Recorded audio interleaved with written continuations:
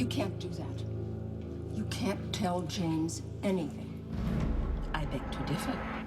My son has a right to know where he comes from, who his mother truly is.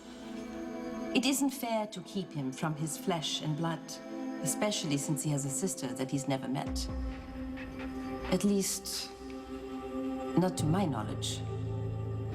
You will not set 1 foot near James. Should you meet at some point, you will not say one word about the truth of your connection. Do I make myself clear? I'm sorry. Were you speaking? You began droning, and my mind drifted back to my favorite childhood cuckoo clock. I'm warning you, Liesl. Who are you to warn me? We are no longer children, Magda. You are not the zaftig, acne-riddled thug who could restrain me with her girth and force me to hit myself with my own hand. You may gain solace from telling James the truth, but he will feel nothing but bitterness and resentment toward you.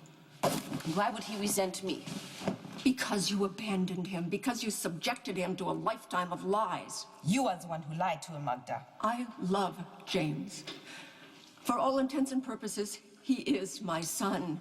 There is no upside to telling him. On the contrary, his sister is suffering. In one moment, she lost her fiancé and her son. He would be a boon to her in her time of need. James is not a consolation prize. If your daughter needs a distraction from the mess she's made out of her life, get her a puppy. There are more practical considerations as well. For instance, what if one of them should need a kidney one day? Or a blood transfusion? Or bone marrow? You and your worst case scenarios. You were like this even when you were a little girl. Daddy, will we get Ebola? Daddy, will we be attacked by a swarm of killer bees? In Switzerland? Mock me all you like. But enough of this folderol. There is an even more dire consequence to our secrecy. And that is? Nathan and Britt are young, attractive, virile creatures. They brim with vitality, just like their mother. What's your point? What if they should meet one day and have sex?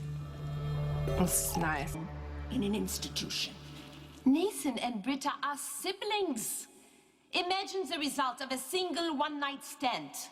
The child could be born with fur or a prehensile tail. I see you're still reading all your tawdry romance novels.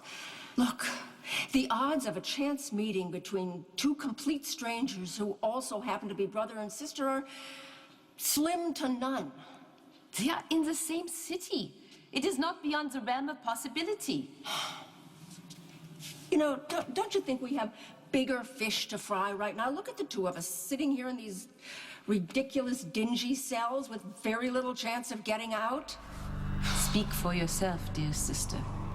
You may be destined for a life of orange jumpsuits, but there's no cage that can keep me. I shall be free soon enough.